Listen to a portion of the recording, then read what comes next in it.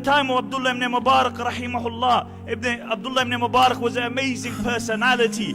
Out of all the imam, the only imam who was never disparaged was Abdullah ibn Mubarak rahimahullah. One year he would do jihad, and the next year he would do hajj. He lived in a place called Merv, Central Asia, and he would travel every other year for hajj.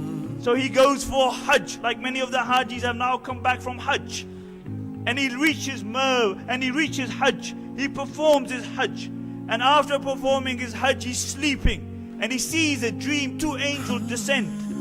And one angel says to the other, he said, how many people have performed hajj this year? He says 60,000. He said, how many people's hajj has been accepted? He says, not even one. Not even one. Besides one man called Abdullah ibn Muqaffal, a cobbler from Damascus. He didn't even attend the hajj, but Allah accepted his hajj.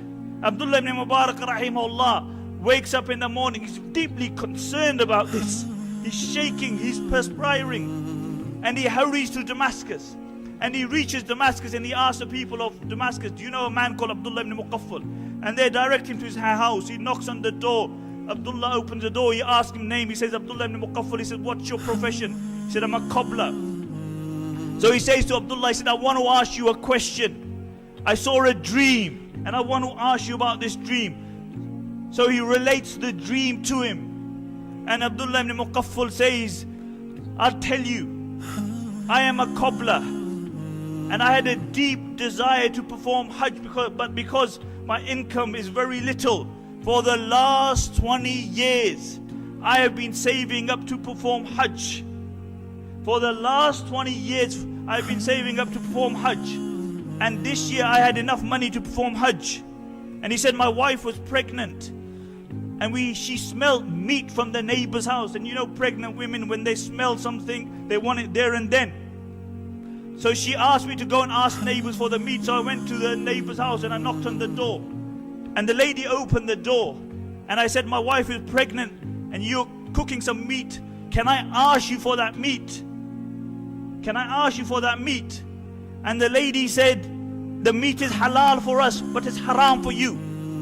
And Abdullah ibn Muqaffal said, how's that? Halal for you and haram for us? And the lady said that for many days my children have had nothing to eat. They've been starving.